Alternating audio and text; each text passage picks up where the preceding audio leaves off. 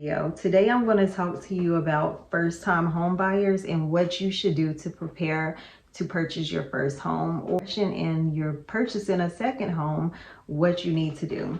First thing that I always tell home buyers when they come to me, whether they're on the fence, you're still going to think about buying a home or purchasing in the future or at some point, with a lender. And the reason why I tell you this is because a lender has access to the information that you need to know to prepare yourself, or what you need to work on if you're not exactly ready now. We're a lot of times intimidated by speaking with the lender because they feel like their credit, or for some reason they went through, something where they weren't able to keep up with their bills, is not good. I always recommend that it's better to know and to get a plan than to wait until you have to move or go to a lender and talk to them. And then that way you don't have time to actually work the plan. And a lot of times lenders are great about showing you exactly what you need to do. And sometimes they can tell you, if you follow these steps, the time frame that you can accomplish home ownership and when to come back with them. And that's information that you can get from Credit Karma or anywhere, because the credit score that you see on Credit Karma is not what which lenders use.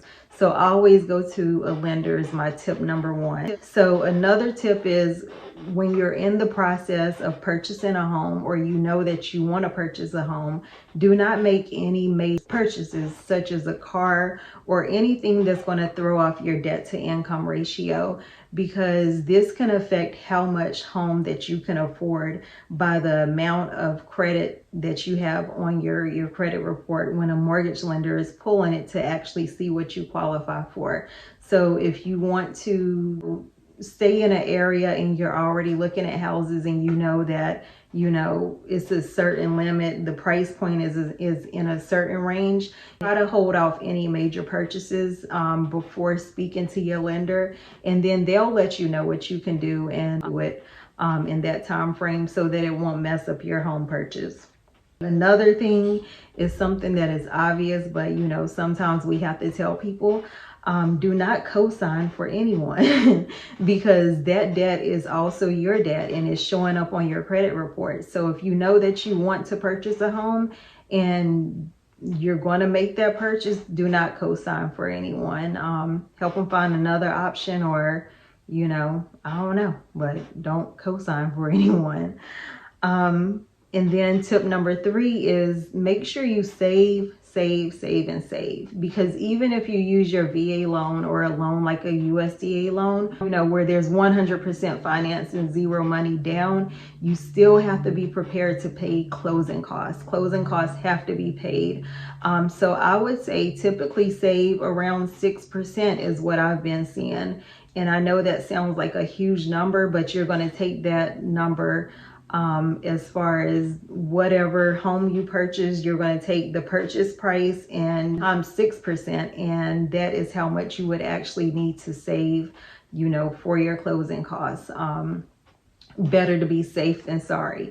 And at the time when you speak with your lender, you ask them for estimated amount that you would have to bring for closing costs. You can give them the area and they could give you a breakdown of a particular house when you make an offer, so you will know. What else that you need to include in your savings is to be prepared to pay for out-of-pocket expenses that have to be paid before you even go to the closing table, because usually these expenses are paid to vendors.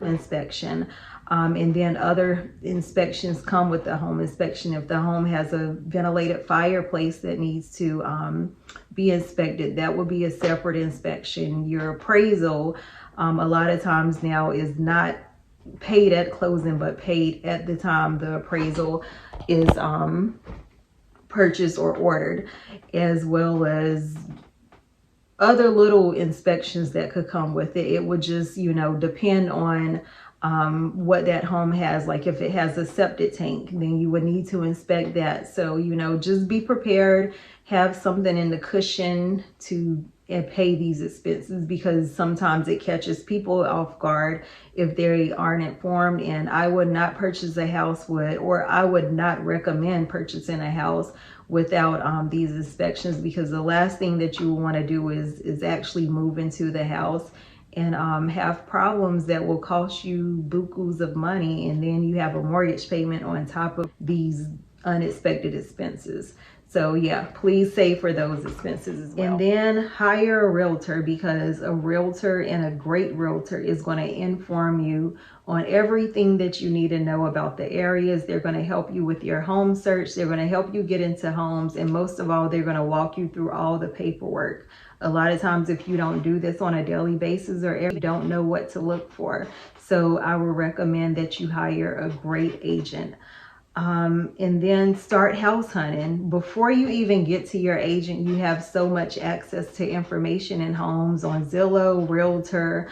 Your agent should be able to put you on a drip campaign based on your criteria, so that you will sort of be looking already and know what you want before you even go out, because you don't want to get convoluted by looking at 20 or 30 houses. And if I was an agent, I wouldn't show you that many houses anyway. We're going to try to do as much work up front to, make sure that, we know your wants and your needs and your compromises. Think of what you want in a home, and that will help, your home search go a lot easier. You'll know your compromises, you'll know your wants and needs, and what is absolutely going to fit your family. So those are my home tips for you that you could use as you're preparing to purchase. I know a lot of people are preparing to purchase in the spring. As you're looking at houses and you're thinking about making these purchases, I will follow these steps because I see them over and over and over. Each and every person that comes to me goes through one of these steps or one of these questions. So these are the tips that I brought to you that can prepare you best for your home purchase and give you less headache. If you have any questions, any videos that you would like to see, please make sure that you like, share, and subscribe, and leave a comment of anything that you would like to see. And I look forward to seeing you on the next video.